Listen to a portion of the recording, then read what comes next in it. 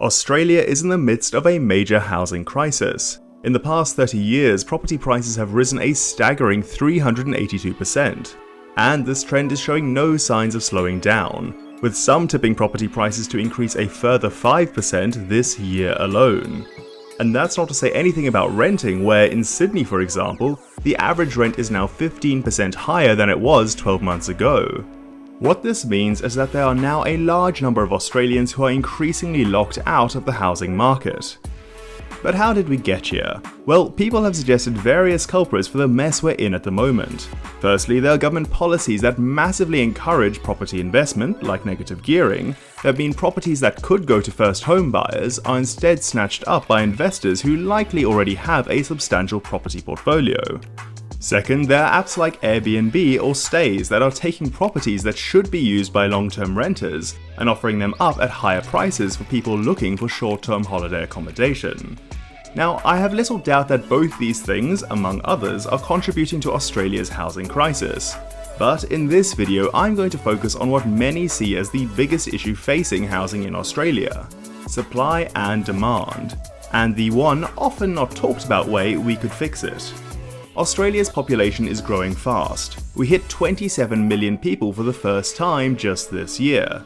That's despite earlier estimates of Australia's population only expecting us to reach 25 million by the year 2042. Now, in recent decades, Australia's birth rate has been relatively steadily declining, but the country has seen a major surge in migration.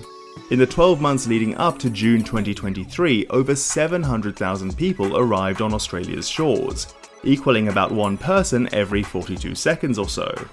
Now, I'm not here to wade into the debate about whether Australia's immigration rate is too high or too low. I'll let you all discuss that in the comments.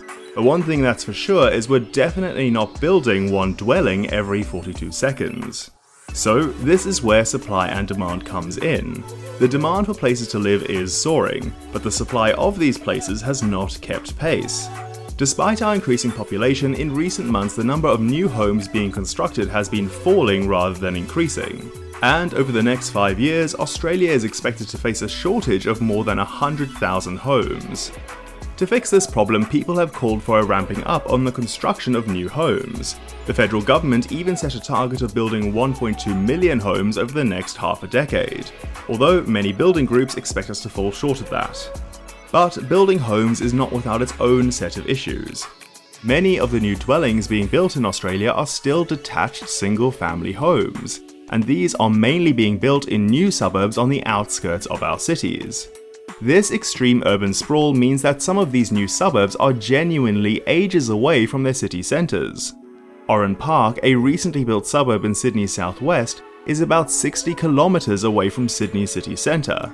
And to get from Oran Park to Sydney's Central Station on public transport would take you around 2 hours one way. Now, the distances from the city centre are not quite as bad in the new build suburbs in Australia's other major cities, but in all of them there is a consistent issue with these new outer suburbs lacking the facilities and services of the more established inner and middle ring suburbs. In Melbourne, for example, various experts have raised concern about the lack of schools in these new suburbs. And then there's the almost complete lack of public transport in some of these areas, leaving their residents completely reliant on the car. Now, it is absolutely the responsibility of the governments which are approving the building of these new suburbs to ensure they have adequate services.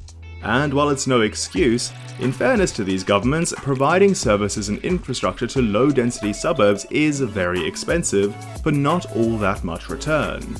So, as a result, many have called for the focus to be on increasing the density of Australia's existing suburbs, rather than adding to our already substantial suburban sprawl. The Victorian government, for example, has set a goal of having 70% of its new housing built in these existing suburbs. And this, for the most part, has meant building apartments. According to the Reserve Bank of Australia, since 2009, the share of new homes being built as apartments has been growing, with detached homes having remained relatively stable. That said, given the housing crisis only seems to be getting worse, even with these new apartments we can't seem to keep up with demand. Building new apartments, particularly in already developed areas, will generate a lot of pushback. There are plenty of instances of local residents and their councils opposing the development of new apartment blocks, even in areas where they would make total sense. The vast majority of the suburb of Killara on Sydney's North Shore, for example, is taken up by single-family homes, despite it being just a half-hour train ride from Sydney's central business district, and already having multiple other amenities like schools and parks. But when the local golf course announced plans to convert some of its lands, parts of which are quite close to Killara train station, into higher density housing, locals furiously opposed the plans. Now, it's pretty clear that if we want to meet the surging demand for housing in Australia without building more costly urban sprawl, higher density developments like this one are going to need to go ahead.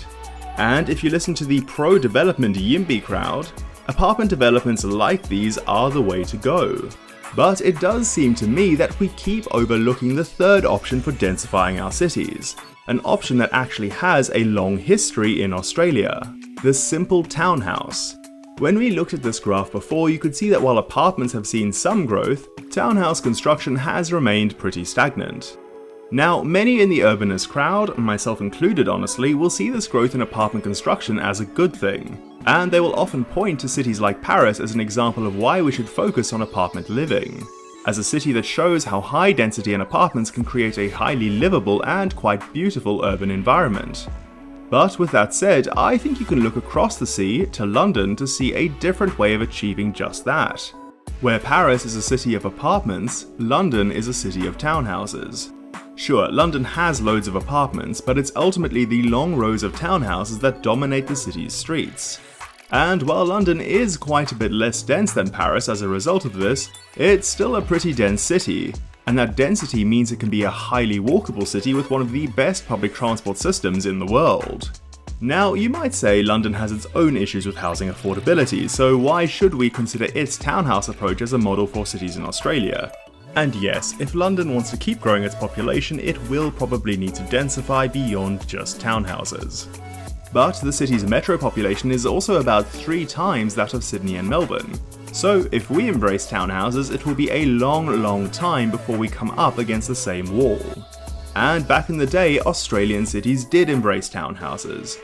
Well, these days, our housing construction is dominated by single-family homes and some apartments. When the first European settlers landed in Australia, some of the first houses built were townhouses.